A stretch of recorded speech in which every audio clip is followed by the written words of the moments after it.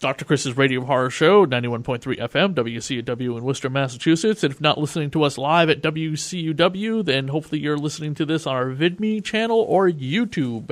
And tonight on the show, we have Jave Galt Miller, one of the creators of the comic book Lesbian Zombies from Outer Space. Hey, how's everybody doing? Good. What the fuck is up with that title, and where the hell did that come from? Jesus Christ. Well, in this PC world that we have to live in, according to the PC principle and the fake news, where the hell do you come up with a title like that? It came from my dreams and fantasies, I guess. Ew, you should hook up with my co-host for the Dead TV podcast, Mistress Zeneca. She is very much into lesbians and zombies, and I mean that in the exact way you would be thinking about. Like, she's into the dead. She's really, really into the dead. And I'm not exposing her either, because this is a recorded interview that you can listen to online all over the internet. Well, I'm not into the dead in that way. I was more into the lesbians, I guess. Right. The man who creates a comic book called Lesbian Zombie says he's not that into the dead. Hey, Well, I mean, the whole idea was taking this fantasy, which is, a lot of people have, I guess, but it's also kind of absurd. Just this idea of, like, guys liking girl-on-girl action. It just, generally, real lesbians, you're not really part of the equation. So it's kind of a weird fantasy, as most fantasies are, but what would happen if that fantasy got turned on its head, becomes a nightmare? That's where I went with it, I guess. Did you see the movie Lesbian Vampire Killers? I did, after I had written it, yes. After you wrote Lesbian Vampire Killers? No, after I wrote Lesbian Zombies from Outer Space, yeah. Oh, did you go, this son of a bitch, them damn Brits ripped us off? I was like, yeah, that and what's the other, the stripper zombies? That's movie? So fucking stupid and pretentious. I agree. I didn't like it either, but I'm saying, like, after I kind of got the idea and was writing, I was like, is there any other shit like this out there? Let me see. So those are the two things that I kind of found. At least Lesbian Vampire Killers, I know lesbians who watched it and they appreciate the humor, whereas zombie strippers is just fucking stupid. So bad. Yeah, I agree. Some people liked it. Did you see James Franco's Lifetime movie he made over the summer last year? No, I did not. Mother, May I Sleep with Danger. It's a remake of a 1996 Tori Spelling movie about a woman who finds out that her daughter, played by Tori Spelling, is sleeping with a serial killer. Flash forward to 2016. Tori Spelling is now, in her 40s, when she was in her 20s when she was in that movie, and she is now the mother who finds out that her daughter is not only a lesbian, but also dating a vampire. No, I heard the title, but I don't know if I heard it from back in the 90s or now. And this movie is not directed, but written and produced by James Franco, and he's in it too. Nice. So, is it straight on comedy, or is it serious Lifetime drama like kind of stuff? It really takes itself seriously. There's not like, let's do a gag, haha, like Airplane, or like more fluid comedy, like Zombieland or Shaun of the Dead or Lesbian Zombie Killers. The comedy is not that like that with this. This is like, this plays itself way too fucking seriously. The parts Franco are in are like funny, you know what I mean? It's like fluid comedy, organic comedy, I think that's the term for it. But it's fucking awful. Who are the other members of part of your team that can't be with us here tonight? Well, Wayne A. Brown is the illustrator and inker from day one, from issue 1 to issue 7. He's been a fantastic part of this process. I couldn't have done it without him. He kind of changed the zombies more from, I guess I kind of started thinking of them as kind of rail-thin models. He went more the porn star route with their development. Yeah, I noticed that. They definitely look like porn stars. Yeah. Isn't there one where they're both like saying, there's like I haven't read the comics. I found it on Twitter, and I really want to read the comics.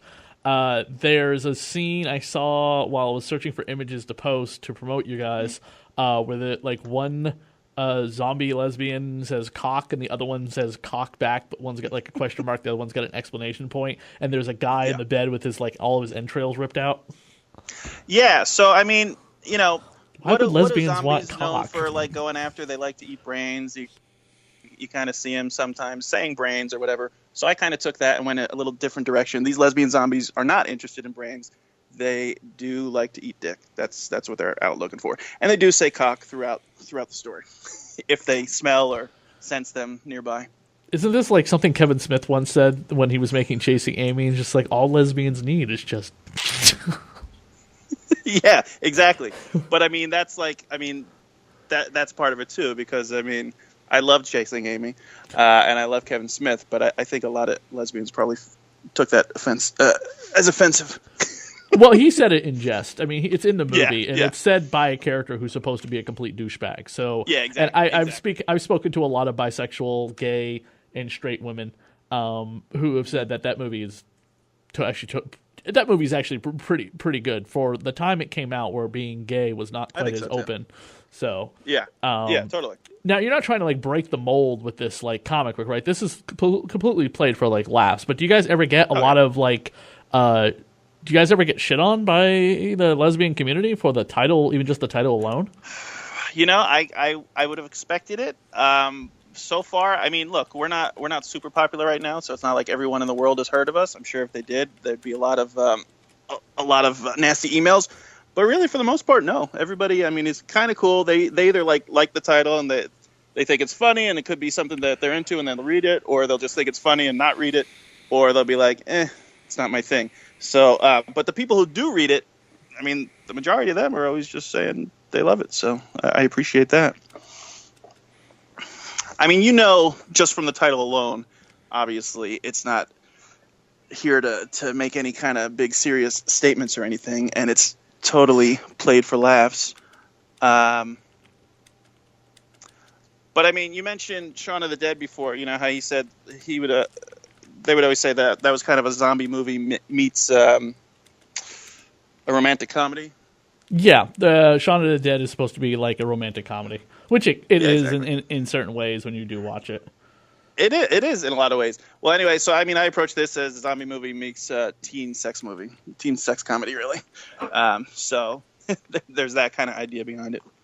And this, of course, but you know, before we skip over the other guy, the other people involved in this, I talked about Wayne Brown, but I do want to mention we've had several colorists on this, but Raymond Mons Agustin started things off with the first few issues, and then Laura Ruggieri did the next few issues, and Israel Siddhartha did the final issue. So there were 3 colorists involved, but they did a phenomenal job too. We definitely tried to go for the kind of saturated, more bright and like kind of 80s color palette theme rather than dark, hard kind of color palette, you know? And of course, this is like straight up not for kids. Absolutely not. No. I mean, you know, we're talking about movies. It would definitely be like a hard R 80s B movie kind of thing. Now, when you put like the blood and naked boobs in a comic book, sometimes people, I don't know, maybe think that's even harder than an R. I don't know. But it's definitely just supposed to be a fun R-rated thing. But 18 and over, please.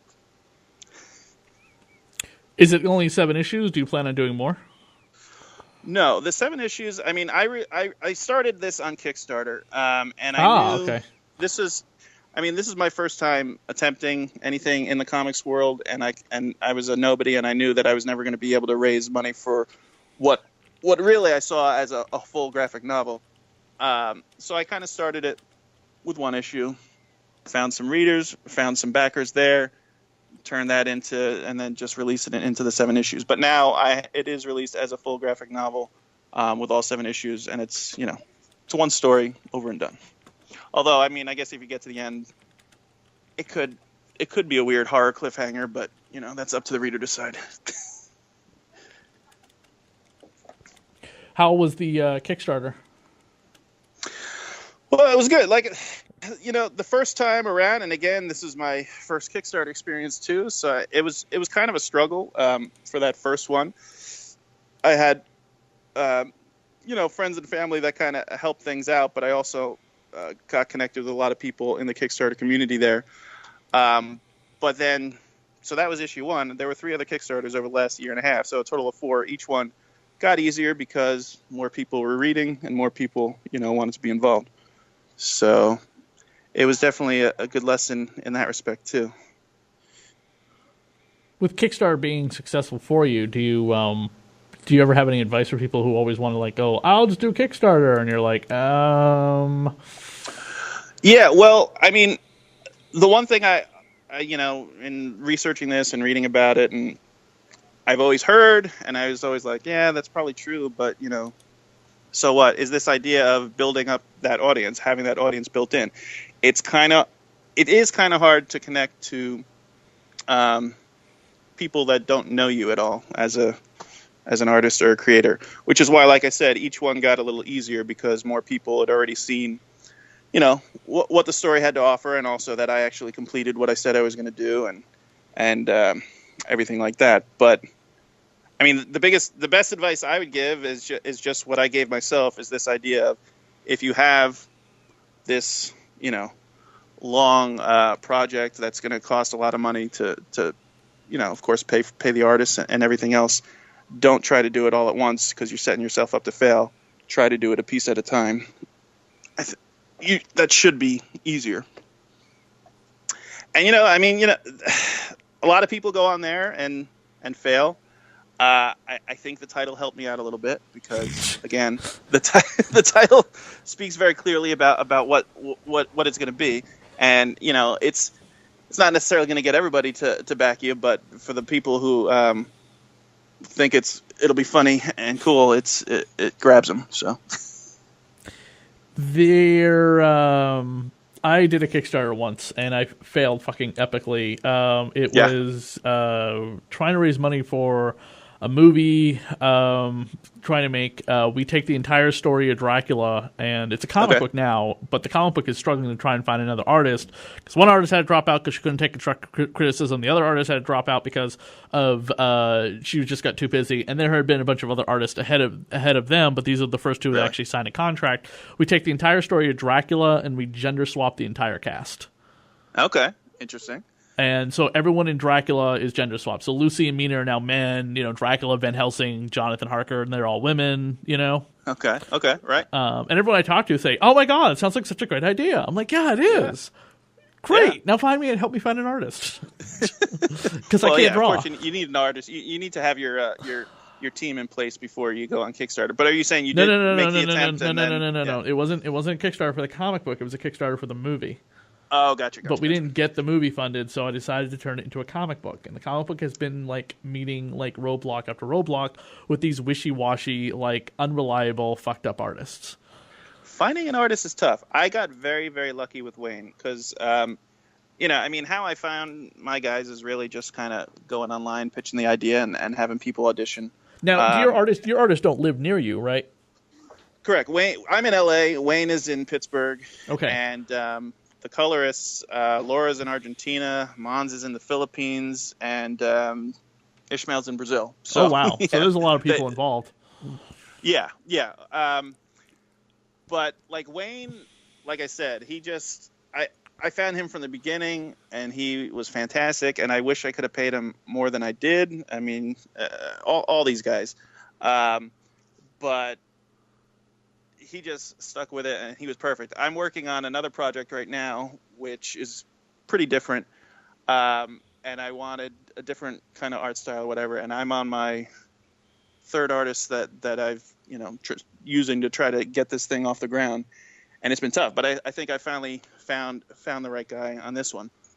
The pay, we're not paying Marvel money, so I understand that you can't people really can't survive on indie comic art fees, but so the flip side of that is the art's going to come in, that's the other thing you have to keep in mind. I'm going to a couple of conventions next weekend, both back to back. Both are going to have a lot of artists there, so it'll give me some time to walk around and be like, hey, this is my book, I like your artwork, love to have you on the show, and then maybe we can talk about a project to work on if you're not busy. So just go into a little bit of explanation about the story within the comic book that anyone who hasn't read this that may want to order it. Yeah. How does the zombies come from outer space and affect the women of Earth with their lesbian ways? So we follow our main character is named Ace Johnson. He's a young dude, early 20s, works at a video store that's about to go out of business. He kind of runs the place. He's got an interest in porn, you might say. Of course. In the in the back room You in the bad beginning. person. Actually, the story opens up in the story within the story, which is one of the Captain Hammer movies from the 80s, which I just made up. But we're watching that, and then we find Ace is watching that while jerking off. And anyway, God. he gets this phone call from his friend. Jesus and his buddy says, look, my girlfriend, she finally said it. She's willing to have a threesome with another girl. He's not inviting Ace to come over there for that, but Ace is like, all right, I'll be right over. And anyway, he convinces this guy to let him film the action from the closet. Well, unbeknownst to Ace, at that very same moment, a meteor or spaceship or something has crash landed in the woods. And our other main character, Gwen, is out there with a girl who is kind of bisexual. Gwen herself is a lesbian. She's, trying to put the moves on her. Bi chick really just kind of backs out, but then they see this comet land in the woods. They go to check it out, and out walks this hot, naked woman from outer space. And anyway, Gwen's friend gets swept up and kind of starts making out with this alien chick, and then she becomes this hotter version of herself, which we will learn is a lesbian zombie. She comes after Gwen, but Gwen makes a run for it, and so this sets off the chain of events in the town.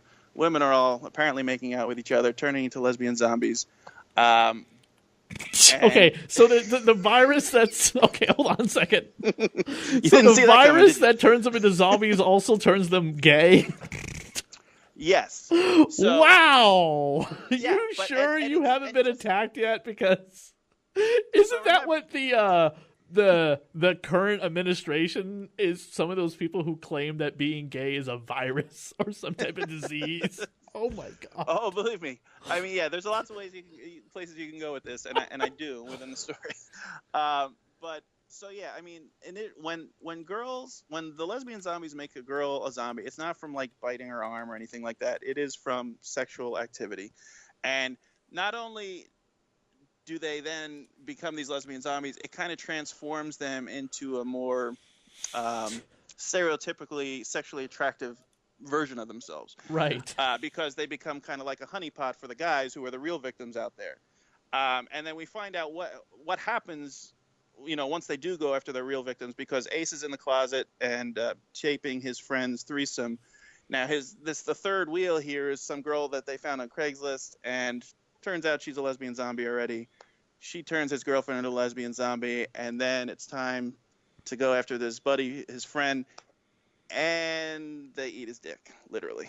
And that is kind of the MO of the lesbian zombies. Rather than going after brain, they go for cock. And anyway, so Ace sees this, freaks out, jumps out of the closet, and runs away from these girls, thinking they're crazy. And he goes to the police station to report it. The police don't believe it. He happens to run into Gwen, who is also reporting what she saw in the woods in the police station. The police station is attacked. The two of them run off together, and this starts their it's kind of a buddy story, a buddy action story within the horror movie, and just goes crazy places from there. Now, Oh my you God. can anybody can go on to www.lesbianzombies.com, and it has the whole first issue there available to read for free if you want to check it out. Which is pretty much everything what I just said. It kind of ends when they bust out of the police station. And they could find more details there. But that's the setup anyway. That is nuts. Yeah, it's a lot of fun. It was a lot of fun to write and come up with in the first place. It was a whole lot of fun to start looking at the art as it came through and seeing it all come together. I guess you just need a comic book that's so off the wall and zany to be its own marketing for it to sell that people are just like, what the fuck is this? I am offended, but I need to buy this. Right. And as long as you're not doing anything that's being... I don't know if it's happened yet, but I haven't heard any stories yet where it's like, you know, the Howard Stern effect, like, oh, I hate that fucking guy and what he has to say, so let me listen. I don't know if that's much of the audience of this yet, but one day maybe. Who knows? As long as I guess you're not making fun of like gay rights in any way or being offensive in a way that's Donald Trump like, then I know it's not at all. Like I would imagine you're playing it for laughs. I would imagine there are people in that camp that would see this and kind of think, oh yeah, this is exactly what I'm thinking. But it's really not. I mean, it's the total opposite of that, because I don't know if I want to give too much away, but there are several things that happen within here. Like, one, they end up taking shelter in a Catholic church. And what a Catholic church is known for, they're known for nuns. So it's not really a good place to hide out when lesbian zombies are involved. But I mean, you know, it does play up this idea where the priest, they capture one of these lesbian zombies, and they just put her up there on the altar, and he's trying to exorcise the demon from her. You know, kind of like whatever these other religious pray the gay out kind of thing. It's directly inspired by that. Obviously, it doesn't work, because it doesn't work that way. Even though this is a lesbian zombie, not an actual lesbian. But you know, I'm always going after that kind of laugh. And then there's this cop who seems to be the hero of the story at first, but later on he kind of leads this militia group, what turns out to be like a kind of a militia group going after these lesbian zombies. And part of the running joke throughout is like, you know, are these lesbians? Are they zombies? What the fuck are they? So by this point of the story, our main characters realize these are monsters, these are zombies, but this guy and his militia group are just treating them as lesbians and saying, you know, as if it's lesbians themselves that are evil. And they are in the wrong. And I think that comes through. Gotcha. Okay. Well, again, give out the social media information where people can find you and also order copies of your book. Yeah. Lesbianzombies.com would be the best place to start. Like I said, on there you could look at the first issue / first chapter right online. There are links there to either buy digital copies or the printed graphic novel. I'm also on Twitter and Facebook. Twitter, it's at lesbian_zombies, and Facebook, I don't know, just look up lesbian zombies, it'll come up. And then we're also on Comixology and Amazon, Kindle, and where else? Other places. Yeah, other places. Okay. You Google lesbian zombies, and I'm like the first It will definitely pop up, because that's what I did. I was worried. Oh my god, am I either gonna get porn or I'm gonna get the comic book? No, I got the comic book. I didn't get any porn. This is great. Yeah, it's kind of weird. except for the clip from The Walking Dead porno. Which does have lesbian zombies in it. Okay. Well, hey, if that's up your wheelhouse, you should also check out, Jave, my comic book project involving lesbians in a slightly more respectable manner. It's a audiobook based on the graphic novel Sunstone, a BDSM lesbian romantic comedy. Oh, interesting. Okay. Yeah. That's already out there? Yep. Again, you can buy the comic book called Sunstone by Cedric Steppen, published through Top Cow, and then you can download for free my audiobook that I did with my partner, Yang, read by her. She herself is a lesbian, and so she's the narrator. I am the director, producer, and editor and transcriber of the comics, and it's up on SoundCloud and iTunes. All right. Very cool. I will check it out. Yeah, definitely. And I hope everyone out there will. Yes.